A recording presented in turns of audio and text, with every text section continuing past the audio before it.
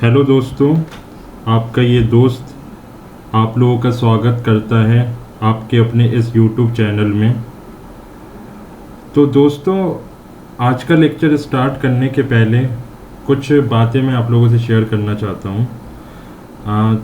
देखिए, मैं most of the जो सब्जेक्ट जो इलेक्ट्रिकल के होते हैं, like electrical machines, power system, network analysis, control system, signal system जैसे सब्जेक्ट को मैं डील करता हूँ।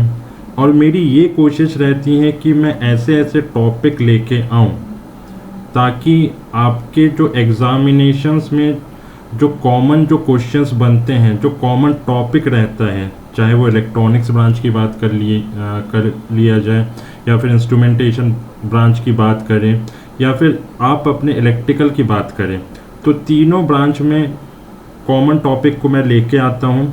और उस कॉमन टॉपिक से जो कि फ्रीक्वेंटली प्रीवियस ईयर्स या फिर अभी तक जो उस टॉपिक से ज़्यादातर क्वेश्चन पूछे जाते हैं, जैसे कि गेट एग्ज़ामिनेशन में जो कि फ्रीक्वेंटली पूछे गए जो सवाल है, यानी कि हर साल उस टॉपिक से क्वेश्चन आना ही आना है, ठीक है। तो उस टॉपिक को हम क्लियर करते चलेंगे। तो इससे क्या होगा कि हम धीरे धीरे अपने जो मार्क्स जो रहते हैं, जैसे गेट एग्जामिनेशंस में हम यदि नेटवर्क थ्योरम में यदि बात करें, तो नेटवर्क थ्योरम में सबसे जो मोस्ट इम्पॉर्टेंट जो दो थ्योरम से ज़्यादातर क्वेश्चन जो पूछे गए हैं वो आपके थेवेनिन्स थ्योरम से पूछे जाते हैं और नॉर्टन थ्योरम से पूछे जाते हैं। तो लास्ट 10-15 ईयर्स के क्वेश्चंस आप उठा के देख लीजिए, नेटवर्क एनालिसिस में जाइए, और जब आप देखोगे नेटवर्क एनालिसिस में या सर्किट थ्योरी में, तो आपको फ्रीक्वेंटली नेटवर्क थ्योरम यानी कि थेवेनिन्स थ्योरम और नॉर्टन थ्योरम से क्वेश्चन आते हुए दिखेंगे। वो 1 मार्क्स के भी हो सकते हैं, 2 मार्क्स के भी हो सकते हैं, या फिर common answer type, common type question भी हो सकता है, यानी कि एक क्वेश्चन में एक कॉमन स्टेटमेंट में 2 क्वेश्चन पूछा जाएगा। 4 मार्क्स टाइप के क्वेश्चन भी पूछे जाते हैं, यानी कि आपके 3-4 मार्क्स यदि आपके सेफ है, यदि आप इजीली उसमें स्कोर कर सकते हैं तो क्या बुराई है, ठीक है। तो आपको बस ये ध्यान रखना है कि हमें उस टॉपिक को पहले सेफ मोड में लेके आना है, उस टॉपिक को हमें पहले एकदम सेफ जोन में लेके आना है, जिसमें मार्क्स आने या फिर जिसमें क्वेश्चन बनने की प्रोबेबिलिटी 99.99% है।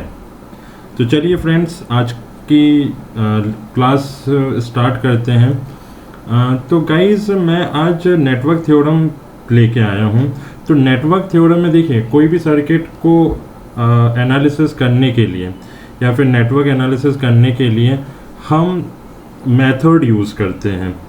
तो नेटवर्क एनालिसिस के लिए हम 2 टाइप के मेथड यूज़ करते हैं, एक होता है डायरेक्ट मेथड और दूसरा होता है नेटवर्क रिडक्शन मेथड। तो डायरेक्ट मेथड में जैसे कि किरचॉफ्स वोल्टेज लॉ या फिर Kirchhoff's current law, mesh analysis, nodal analysis, ये सब डायरेक्ट मेथड है। या फिर बात किया जाए सुपरपोजिशन थ्योरम, ये डायरेक्ट मेथड है। डायरेक्ट मेथड का मतलब ये होता है कि सर्किट जो आपके पास गिवन है, उस सर्किट में आपको कोई छेड़खानी नहीं करनी है। डायरेक्टली आपको मेथड अप्लाई करके आपको जो भी निकालना है वो निकाल के आपको रखना पड़ेगा आपके पास, ठीक है।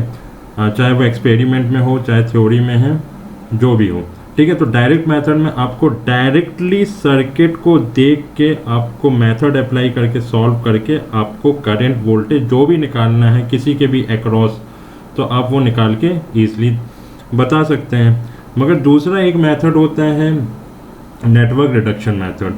अब नेटवर्क रिडक्शन मेथड में आता है आपका थेवेनिन्स थ्योरम और नॉर्टन्स थ्योरम। ये 2 इम्पॉर्टेंट थ्योरम आपके नेटवर्क रिडक्शन मेथड में आता है। जो भी दुनिया का जो भी कॉम्प्लिकेटेड सर्किट क्यों ना हो, उस कॉम्प्लिकेटेड सर्किट को वो क्या करता है, कन्वर्ट कर देता है एक सिंपल से सर्किट में, चाहे वो थेवेनिन्स थ्योरम हो, चाहे वो नॉर्टन्स थ्योरम हो। तो मैं यहाँ पे एक चीज़ कहना चाहता हूँ कि जिसको यदि थेवेनिन्स थ्योरम समझ में आ गया तो उसको नॉर्टन्स थ्योरम समझ में आ गया, और जिसको नॉर्टन्स थ्योरम समझ में आ गया तो उसको थेवेनिन्स थ्योरम समझ में आ गया। तो अभी तक मैंने क्या बात किया, देखिए मैं एक बार बता देता हूँ।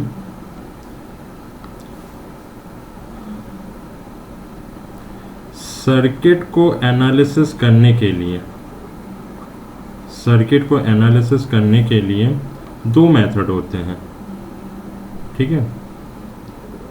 एक होता है डायरेक्ट मेथड, एक होता है डायरेक्ट मेथड, और दूसरा होता है नेटवर्क रिडक्शन मेथड।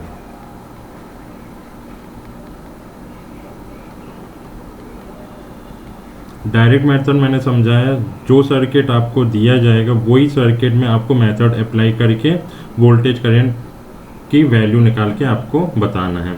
मगर नेटवर्क रिडक्शन मेथड में आपको सर्किट को कन्वर्ट करके आपको एक इक्विवेलेंट सर्किट में ला के फिर उसके पैरामीटर्स को निकालना पड़ता है। तो डायरेक्ट मेथड में आता है आपका किरचॉफ्स लॉ, दूसरा मेश एनालिसिस, तीसरा नोडल एनालिसिस, एंड चौथा सुपरपोजिशन थ्योरम। इतनी बात क्लियर। नेटवर्क रिडक्शन की मेथड की यदि बात करें तो इसमें आपका दो इम्पोर्टेंट थ्योरम हम स्टडी करते हैं।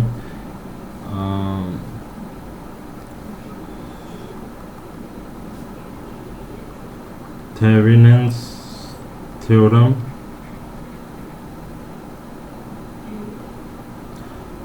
और दूसरा जो थ्योरम रहता है वो होता है नॉर्टन्स थ्योरम।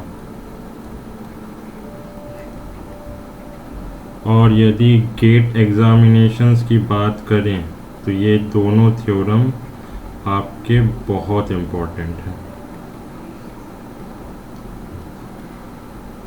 गेट एग्ज़ाम के अंदर हर साल 2 to 3 मार्क्स के क्वेश्चंस इसी थ्योरम से आने पक्के हैं, ठीक है। सबसे पहले हम थेवेनिन्स थ्योरम की बात करने जा रहे हैं। देखिए थेवेनिन्स थ्योरम की स्टेटमेंट यहाँ पे लिखा हुआ है कि Thevenin's theorem state that any, ये तो मैंने पहले भी बता दिया कि states that any complicated network across its load terminals can be substitute by a voltage source with one resistance in series. हमें स्टेटमेंट से कोई मतलब नहीं है, ठीक है, वो मैंने ऑलरेडी एक्सप्लेन कर दिया था। हमें मतलब है इसके थेवेनिन्स इक्विवेलेंट सर्किट से, वो क्या होता है।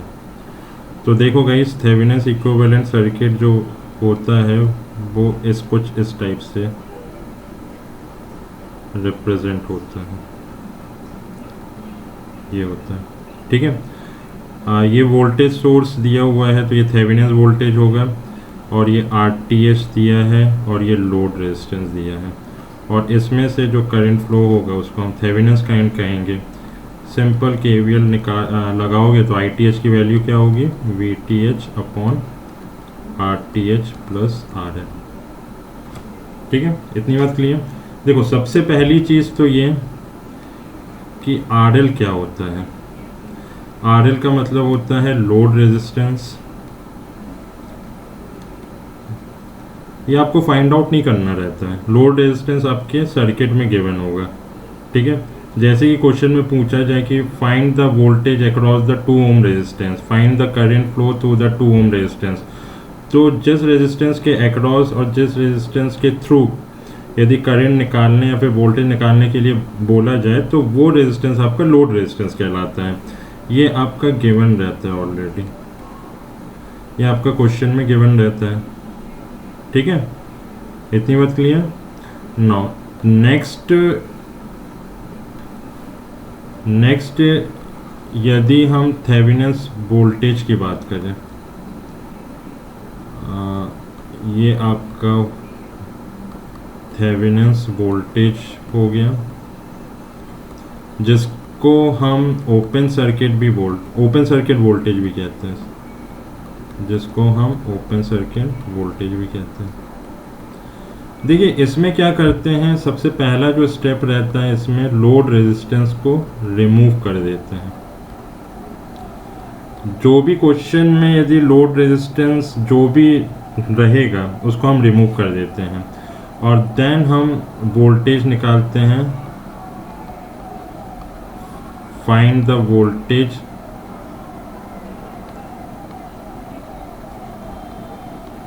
या फिर open circuit voltage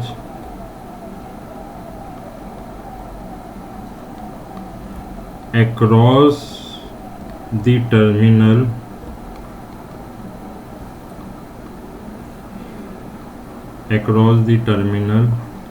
where we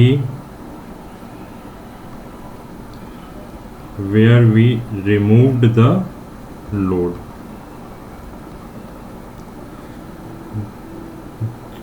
मतलब सर्किट में जहाँ से हम लोड रेजिस्टेंस को रिमूव करेंगे वो सर्किट तो ओपन हो जाएगा, उस ओपन टर्मिनल के अक्रॉस जो वोल्टेज निकलेगा उस वोल्टेज को हम थेवेनिन वोल्टेज या फिर ओपन सर्किट वोल्टेज कहते हैं। ठीक है। नाउ थर्ड, आरटीएच कैसे निकालते हैं? आरटीएच का मतलब होता है थेवेनिन्स रेजिस्टेंस।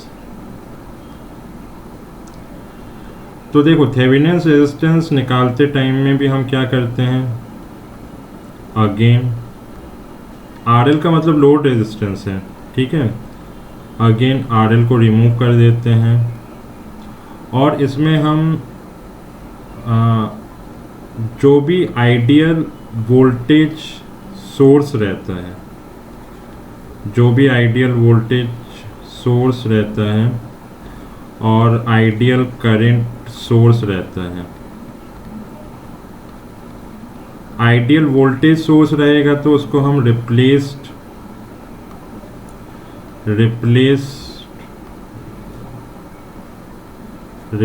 कर देंगे बाय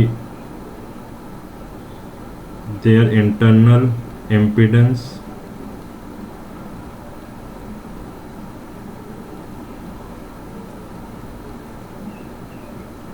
दोनों केस में, ठीक है, दोनों केस में हम आइडियल वोल्टेज सोर्स और आइडियल करंट सोर्स को रिप्लेस कर देंगे इंटरनल इम्पीडेंस से। ठीक, अब देखो आइडियल वोल्टेज सोर्स को जब हम इंटरनल इम्पीडेंस से रिप्लेस करेंगे तो आइडियल वोल्टेज सोर्स क्या हो जाएगा, शॉर्ट सर्किट हो जाएगा, क्योंकि आइडियल वोल्टेज सोर्स का इंटरनल इम्पीडेंस जो होता है वो जीरो होता है और जीरो जब इंटरनल इम्पीडेंस होगा तो वो शॉर्ट हो जाएगा। और आइडियल करंट सोर्स को जब इसको इंटरनल इम्पीडेंस से रिप्लेस करेंगे तो क्या हो जाएगा, ओपन हो जाएगा। क्यों ओपन होगा, क्योंकि आइडियल करंट सोर्स का जो इंटरनल इम्पीडेंस जो होता है वो इनफाइनाइट होता है और इनफाइनाइट जिस किसी रेजिस्टेंस का इनफाइनाइट चला गया वैल्यू तो वो ओपन हो जाता है। ठीक है, देन उसके बाद क्या करते हैं हम थेवेनिन्स में, फिर हम क्या करते हैं, फाइंड द इक्विवेलेंट रेजिस्टेंस निकालते हैं अक्रॉस द ओपन टर्मिनल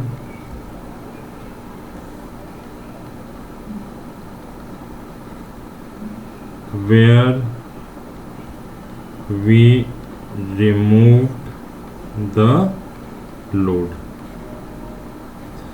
तो ये सारे मेथड्स हैं, है ना, ये मेथड है कि थेवेनिन्स वोल्टेज को निकालने के स्टेप मैंने बता दिया कि step for finding the Thevenin's voltage उसके क्या स्टेप होते हैं, step for finding the Thevenin's resistance उसके क्या स्टेप होते हैं।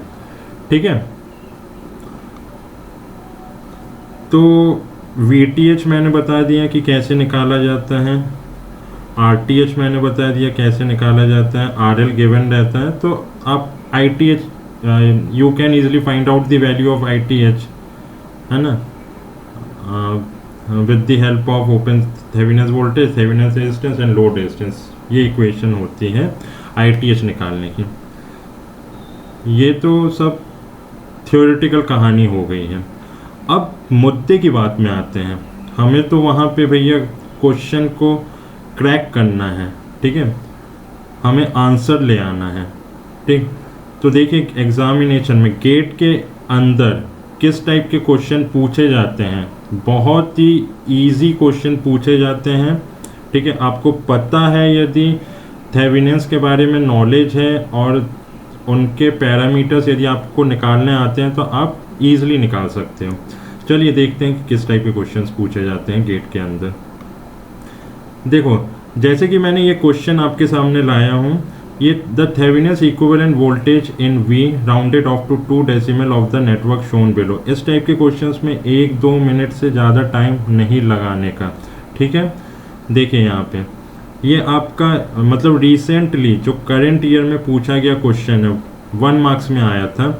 देखिए यहाँ पे पूछा है कि थेवेनिन्स इक्विवेलेंट वोल्टेज, डायरेक्टली पूछ लिया है कि आप थेवेनिन्स वोल्टेज निकालिए। ठीक है, देखिए सर्किट के लेफ्ट हैंड साइड में सर्किट क्लोज दिख रहा है आपको, नेटवर्क के लेफ्ट हैंड साइड में आपको सर्किट क्लोज दिख रहा है, और राइट हैंड साइड में देखिए ओपन सर्किट है। और ओपन सर्किट रहेगा तभी ना जाके हम ओपन सर्किट वोल्टेज या फिर थेवेनिन्स वोल्टेज निकाल सकते हैं। हम एक काम करते हैं, ओपन टर्मिनल को कुछ नेमिंग दे देते हैं, जैसे कि ये ओपन टर्मिनल ऊपर वाला A, नीचे वाला B टर्मिनल ले लिया, ये ओपन टर्मिनल है। अब उसके पैरेलल में भी वही टर्मिनल एग्जिस्ट करेगा। क्यों करेगा? क्योंकि ओपन सर्किट की वजह से थ्री ओम में कोई वोल्टेज ही ड्रॉप नहीं होगा और यहाँ पे ऑलरेडी शॉर्टेड है, तो ये वाला टर्मिनल, ये वाला भी वही टर्मिनल होगा, यानी कि ये A और ये B। ठीक है, ये A और ये B। हमें अल्टीमेटली निकालना क्या है? VAB निकालना है। VAB का मतलब होता है VTH, थेवेनिन्स वोल्टेज। हमने AB नाम दे दिया। ठीक है, अब हम क्या करेंगे, देखो इसको हम न्यूट्रल मान लेंगे, इसको हम न्यूट्रल मान लेंगे। तो VB, ये हम VA ले लिए, ये हमने VB ले लिए, तो नीचे वाला जो है उसको हमने न्यूट्रल ले लिया, तो VB की वैल्यू क्या हो जाएगी? 0 हो जाएगी। अब हम क्या करेंगे, यहाँ पे सिंपल कुछ नहीं करने का, KCL अप्लाई कर देने का। कहाँ पे? At terminal A। एक काम करो, कंफ्यूज होने की ज़रूरत नहीं है, इसको टर्मिनल 1 मान लो, है ना, या फिर एट पॉइंट मान लो, है ना। क्या करेंगे हम, बताइए? Apply KCL at point 1। ठीक है, अब KCL का मतलब तो सभी को पता है, बचपन से पढ़ते आ रहे हो, बचपन से यानी कि 9th-10th क्लास से आपको पता ही होगा KCL क्या होता है। KCL का मतलब होता है कि इनकमिंग करंट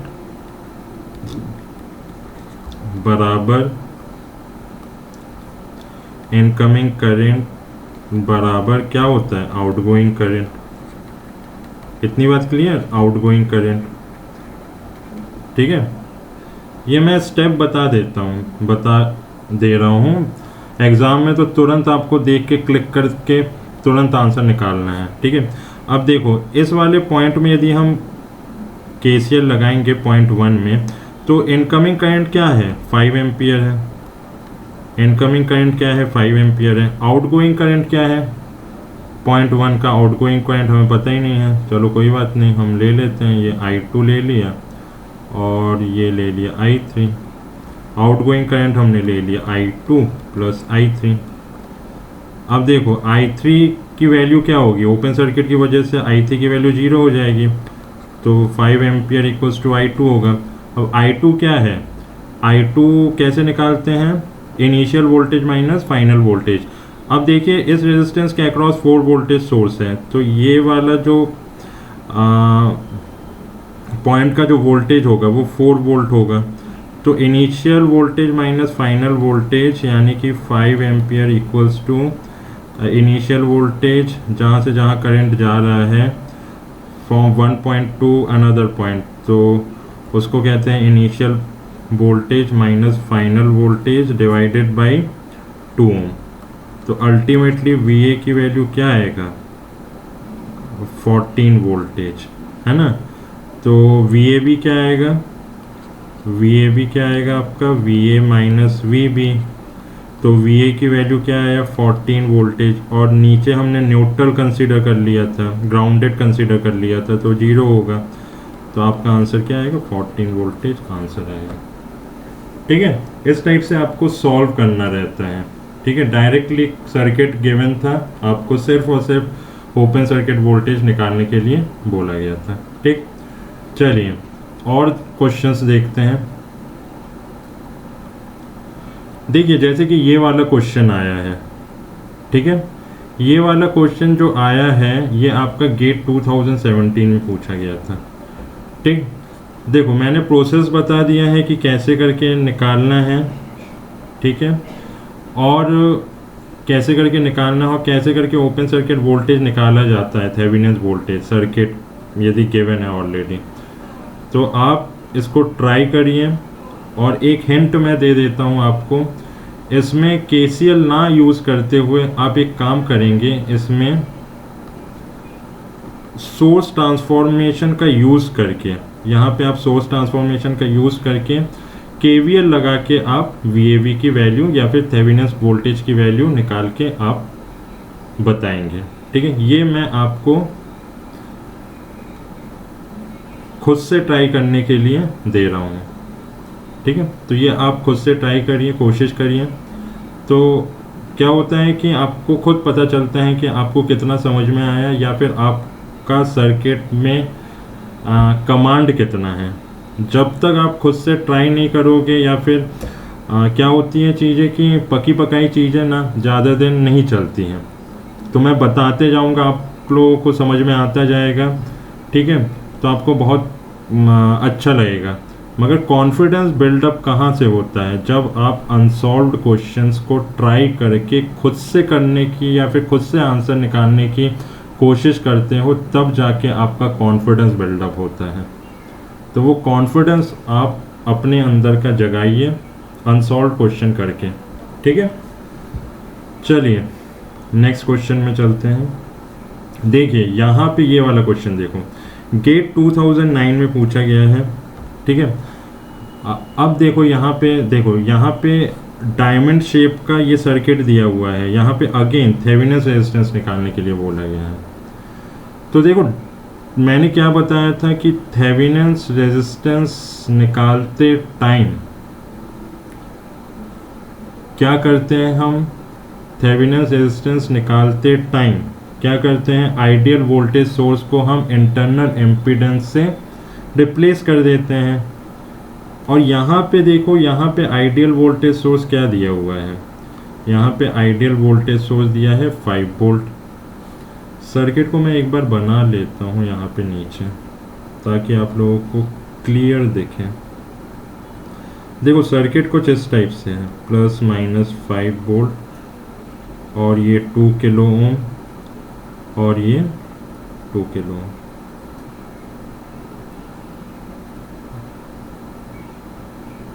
ये आपका प्लस माइनस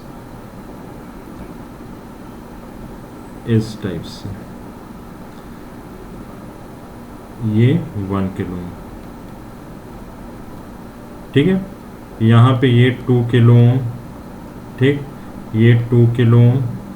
ये आपका डिपेंडेंट वोल्टेज सोर्स है, वोल्टेज डिपेंडेंट वोल्टेज सोर्स दिया हुआ है। ये आपका ए, ये आपका बी। देखिए मैंने पहले क्या बताया था कि थेवेनिन रेजिस्टेंस निकालते टाइम जो आइडियल वोल्टेज सोर्स रहता है, इस सर्किट में देखो आइडियल वोल्टेज सोर्स कौन सा है या फिर इंडिपेंडेंट वोल्टेज सोर्स कौन सा है, 5 वोल्टेज का जो सप्लाई है वो इंडिपेंडेंट वोल्टेज सोर्स है, तो उसको शॉर्ट कर देते हैं। और करंट सोर्स रहता है तो उसको ओपन कर देते हैं। तो जब हम इसको शॉर्ट करेंगे तो सर्किट क्या, देखो डिपेंडेंट वोल्टेज सोर्स में हम कुछ नहीं करते हैं, ध्यान रखिए। ऐसा ना कर दो कि आप डिपेंडेंट वोल्टेज सोर्स को भी शॉर्ट कर दो और इंडिपेंडेंट वोल्टेज सोर्स को भी शॉर्ट कर दो। तो हमेशा ध्यान रखिए कि थेवेनिन रेजिस्टेंस निकालते टाइम पे सबसे पहला काम आपका क्या रहेगा कि आप इंडिपेंडेंट वोल्टेज को सोर्सेज को शॉर्ट कर दोगे। तो जब आप इंडिपेंडेंट वोल्टेज सोर्सेज को शॉर्ट करोगे तो सर्किट क्या हो जाएगा, ये देखो यहाँ पे ये शॉर्ट हो जाएगा ऐसे। जब शॉर्ट हो जाएगा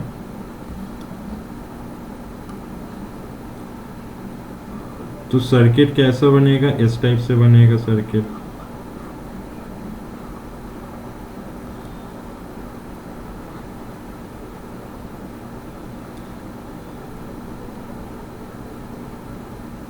जितना भी बड़ा सर्किट क्यों ना हो उसको रिड्यूस करने की पहले कोशिश किया करो, देन आप मेथड अप्लाई करो, तो वो ज़्यादा सही रहता है और सर्किट एनालिसिस करने में आपको ज़्यादा आसानी होती है। ये 2 किलो ओम का रेजिस्टेंस, ये 2 किलो ओम का रेजिस्टेंस, 1 किलो ओम का रेजिस्टेंस। देखिए डिपेंडेंट वोल्टेज सोर्स में हम दिया है और हम थेवेनिन रेजिस्टेंस कैसे निकालेंगे वो मैं बता रहा हूँ। पहला काम तो हमने ये कर दिया कि इंडिपेंडेंट वोल्टेज सोर्सेज को शॉर्ट कर दिया। अब जैसे ही हमने इंडिपेंडेंट वोल्टेज सोर्सेज को शॉर्ट किया तो कैसा सर्किट हुआ, ये हुआ। अब देखो यहाँ पे ये 2 किलो ओम का रेजिस्टेंस और ये 2 किलो ओम का रेजिस्टेंस ये आपका पैरेलल में है, तो parallel combinations of 2 kilo ohm and 2 kilo ohm क्या हो जाएगा, 1 किलो ओम, है ना। तो देखो यहाँ पे सर्किट क्या हो जाएगा फिर से,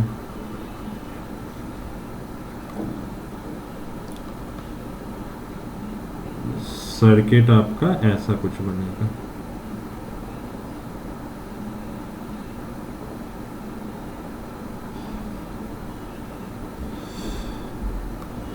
ठीक से बन नहीं रहा, सॉरी।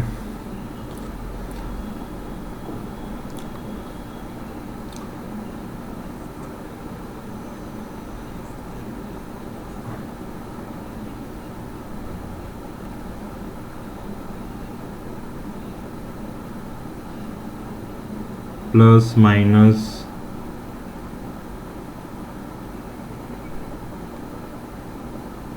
यहाँ आपका 1 किलो ओम का रेजिस्टेंस, यहाँ आपका 3 VAB का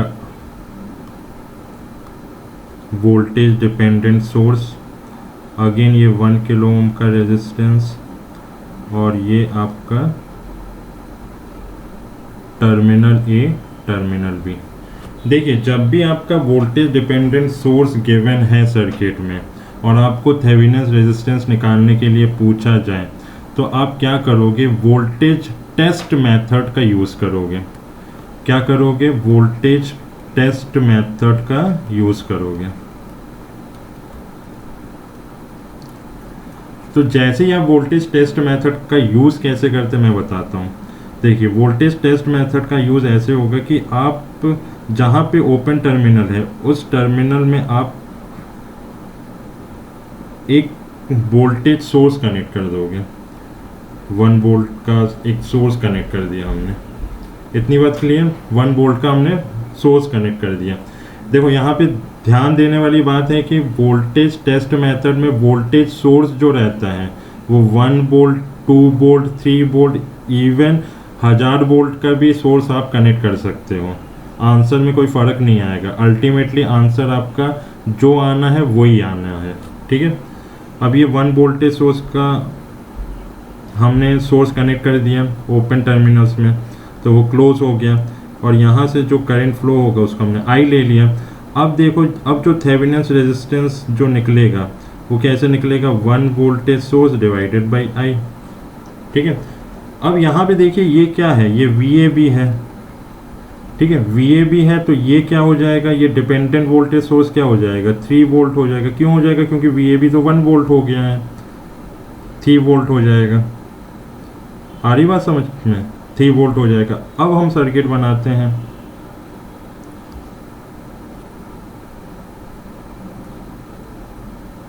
अब सर्किट कैसा होगा, अब सर्किट होगा कुछ इस टाइप से।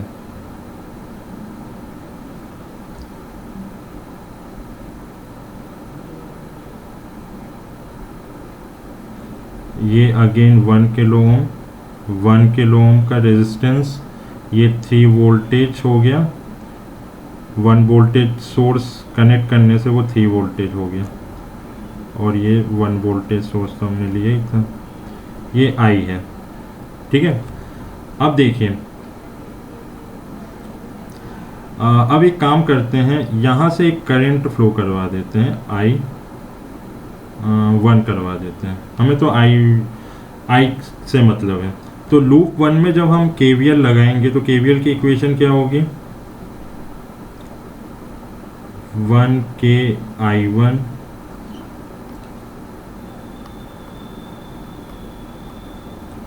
1K_I1 plus 3 volt source plus I plus I1 into 1K equals to 0। 1K_I1 क्या हो जाएगा, 2K_I1 प्लस, है ना, 1K_I इक्वल्स टू -3। एक बार चेक कर लेते, 1K_I1 plus 3 voltage plus I plus I1 into K, तो ये 2K_I1 हो जाएगा, I into 1K equals to -3। ये आपका फर्स्ट इक्वेशन हो गया।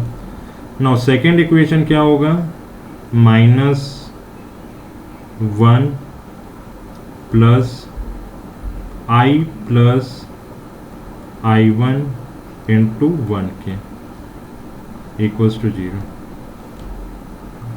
तो क्या हो जाएगा, ये हो जाएगा I plus I1 1K equals to 1 आ जाएगा। ठीक है, देखो by solving equation 1 and 2, by solving equation 1 and 2, यहाँ पे ध्यान दीजिए, जब इक्वेशन 1 और 2 को सॉल्व करेंगे तो I की वैल्यू क्या आएगी वो चेक कर लेते हैं।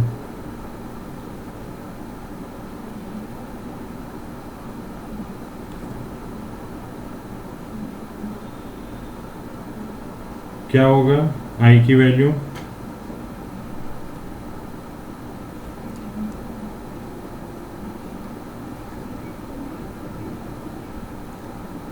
चलिए चेक करते हैं, 2K_I1 माइनस 1K_I1 और ये I के माइनस माइनस कैंसिल हो जाएगा। ठीक है, तो आपका जो आंसर आएगा, I की जो वैल्यू आएगी, I1 की जो वैल्यू आएगी, I1 की वैल्यू आएगी आपकी -3 - 1, ये आपका आएगा -4। ठीक है, -4 आएगा। देन यहाँ पे देखिए -4, और तो इससे क्या होगा, I की वैल्यू आ जाएगी आपकी 5, है ना, I की वैल्यू क्या आ जाएगी, 5 आ जाएगा। ठीक है, ठीक, 5 आपका किस में आएगा, मिली एम्पियर में आएगा, 5 आपका मिली एम्पियर में आएगा। ठीक है, अब देखिए यहाँ पे, देखो यहाँ पे मैंने थेवेनिन रेजिस्टेंस निकालते कैसे, वोल्टेज डिपेंडेंट सोर्स में RTh इक्वल्स टू 1B/I, यानी कि इसका जो थेवेनिन रेजिस्टेंस जो निकलेगा वो आपका कैसे निकलेगा, यहाँ पे देखिए थेवेनिन रेजिस्टेंस जो निकलेगा ये आपका निकलेगा 1, है ना, 1 वोल्टेज डिवाइडेड बाई I क्या है, 5 मिली एम्पियर है, तो आंसर आपका क्या आएगा, 0.2 किलो ओम। तो करेक्ट ऑप्शन क्या होगा, आपका करेक्ट ऑप्शन होगा बी। ठीक है, तो इस टाइप से आपका यदि इंडिपेंडेंट वोल्टेज सोर्स में कैसे थेवेनिन रेजिस्टेंस निकालते हैं, या फिर डिपेंडेंट वोल्टेज सोर्स यदि इंट्रोड्यूस कर दिया जाए सर्किट में, तो उसमें हम वोल्टेज टेस्ट मेथड लगा के कैसे सॉल्व करते हैं, वो सारे मेथड्स मैंने आज इस लेक्चर में आपके साथ डिस्कस किया। साथ में हमने ये भी डिस्कस किया कि किस पैटर्न के क्वेश्चंस आपसे पूछे जाएंगे गेट के अंदर। ठीक है, तो आपको इस टाइप के क्वेश्चंस और प्रैक्टिस करिए, प्रैक्टिस के साथ साथ थोड़ा अपना एक्यूरेसी बढ़ाइए और थोड़ा क्विकली सॉल्व करने की कोशिश करिए। यहाँ पे मैंने टाइम लगा के सॉल्व करवाया क्योंकि मुझे आप लोगों को समझाना था।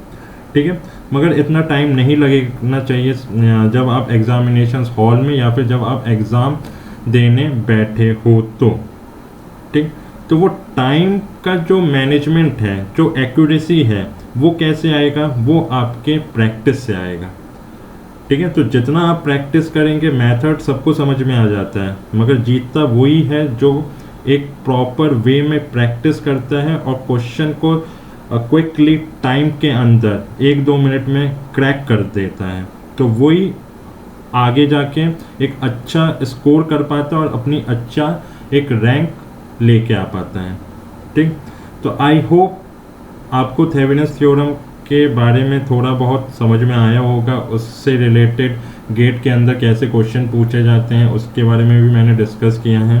ठीक है, तो नेक्स्ट लेक्चर में हम ये देखेंगे कि नॉर्टन्स थ्योरम, थेवेनिन्स थ्योरम समझ में आ गया तो नॉर्टन्स थ्योरम में कुछ नहीं है, बस सर्किट थोड़ा अलग बनता है और जो उसमें रेजिस्टेंस और नॉर्टन्स करंट निकालने की जो मेथड होता है वो सेम रहता है। वो हम नेक्स्ट लेक्चर में बताएंगे आपको। ठीक है, तो आज के लिए इतना ही। तो फिर हम लोग नेक्स्ट लेक्चर में नेक्स्ट या फिर नॉर्टन्स थ्योरम के साथ एक नए टॉपिक के साथ मिलते हैं। तो तब तक आप लोग हमारे साथ बने रहिए। और गाइस, यदि अभी तक आप लोगों ने इस चैनल को सब्सक्राइब नहीं किया है तो चैनल को सब्सक्राइब करने के साथ साथ बेल आइकन को हिट करिए, ताकि मैं आने वाले टाइम पे क्वेश्चंस के थ्रू आपके कंसेप्ट क्लियर करने की कोशिश करूं और क्वेश्चंस और ज़्यादा क्वेश्चंस प्रैक्टिस करवा सकूं। ठीक, तो आई होप आपने वीडियो को एंजॉय किया होगा। तो फिर नेक्स्ट लेक्चर में मिलते हैं। तो बहुत बहुत शुक्रिया आप लोगों का। Thank you very much.